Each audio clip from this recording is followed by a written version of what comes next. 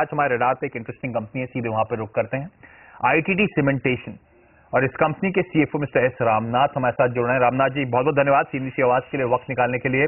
सबसे पहले आप सबको बता दूं ये काउंटर हमारे रडार पे क्यों आया। गजब के अप मूव, गजब की तेजी काउंटर डिलीवर करता हुआ आपको नजर आएगा। हालांकि अक्रॉस द बोर्ड जिस स्पेस को ये कंपनी बिलोंग करती है, एक इंफ्रा क्षेत्र की कंपनी है, सिविल इंजीनियरिंग के काम है इस कंपनी के, लेकिन तगड़े अपसाइड इस काउंटर में देखने को मिल रहे हैं। आज जब मैंने लास्ट देखा था ये काउंटर 5% के अपर सर्किट पे ही लॉक्ड नजर आया था।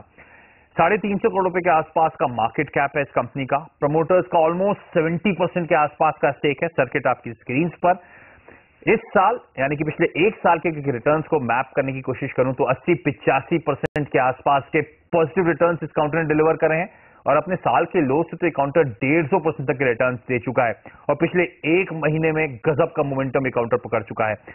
रामनाथ साहब, सबसे पहले आपसे समझना चाहूंगा क्योंकि हम पहली बार शायद आपसे इंटरेक्ट कर रहे हैं, आईटीडी सीमेंटेशन के बारे में बात कर रहे हैं। इंफ्रास्ट्रक्चर क्षेत्र की कंपनी है, लेकिन अगर आप हमारे दर्शकों को आसान शब्दों में समझा सकें इंफ्रा स्पेस में, लेकिन किस तरह का बिजनेस मॉडल है, कौन सी पॉकेट्स को आप सर्व करते हैं, आसान शब्दों में इस कंपनी का कारोबार है क्या? हाँ, धन्यवाद आशीष। एक्चुअली हम इंफ्रा स्पेस से ज्यादा हमें ये कहना चाहिए कि हम कंस्ट्रक्शन कंपनी हैं।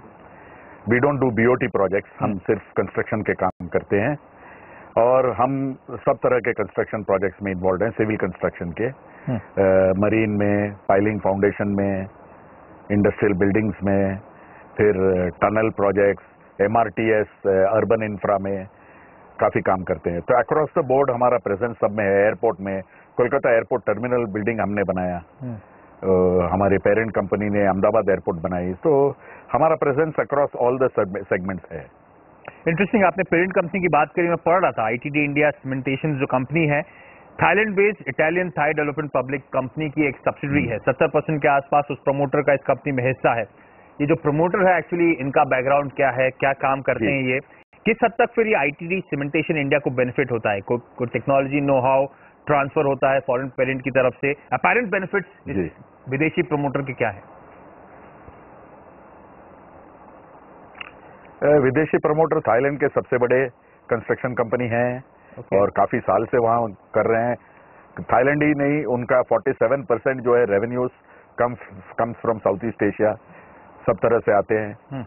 एंड उनका मेजर प्रेजेंस है, मेजर एमआरटी में, वाटर में, माइनिंग में।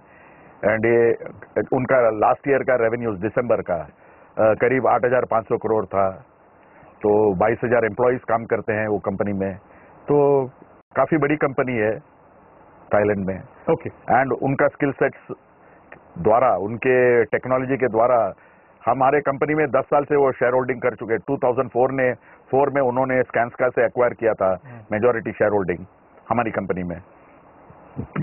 ओके। तो तब से आज तक हम उनके टेक्नोलॉजिकल इनपुट्स और कंट्रीब्यूशन के द्वारा एक्सपांड की मदद मिलती रहती है। हम एयरपोर्ट में गए, पहले वो टेक्नोलॉजी उनकी मदद मिलती रहती है।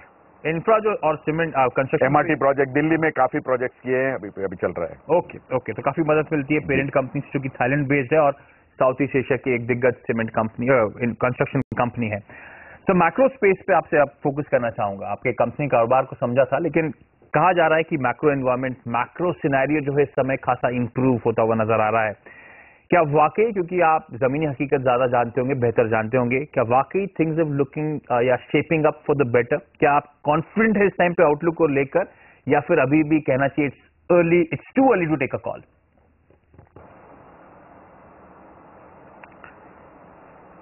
देखिए Ashish ji, in a country like India you have to always be optimistic, क्योंकि हर साल इंफ्रास्ट्रक्चर में काफी इन्वेस्टमेंट होते रहना है for us to become a developed country.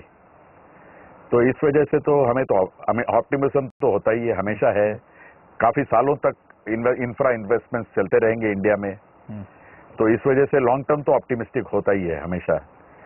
लेकिन शॉर्ट टर्म में कोई 2-3 साल से थोड़ा सा मोमेंटम घट गया था, इसमें इन्वेस्टमेंट्स कम हो रहे थे, प्रोजेक्ट्स थोड़े अवार्ड नहीं हो रहे थे जिस तरह से होना चाहिए था।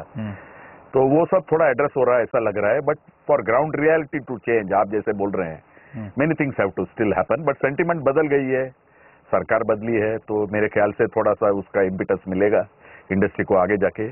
कुछ महीनों में आपको शायद उसमें उसका इम्पैक्ट पता चल जाएगा। चलिए, तो हालात सुधर रहे हैं, सेंटिमेंट्स इंप्रूव हो रहे हैं, उसका एक्चुअल इम्पैक्ट गॉज करने में तो अभी थोड़ा सा समय लगेगा, ग्राउंड रियलिटी अगर शेप अप होनी है बेटर साइड पे या नहीं। मिस्टर रामनाथ बने रहिए हमारे साथ, वक्त चला एक छोटे से ब्रेक का।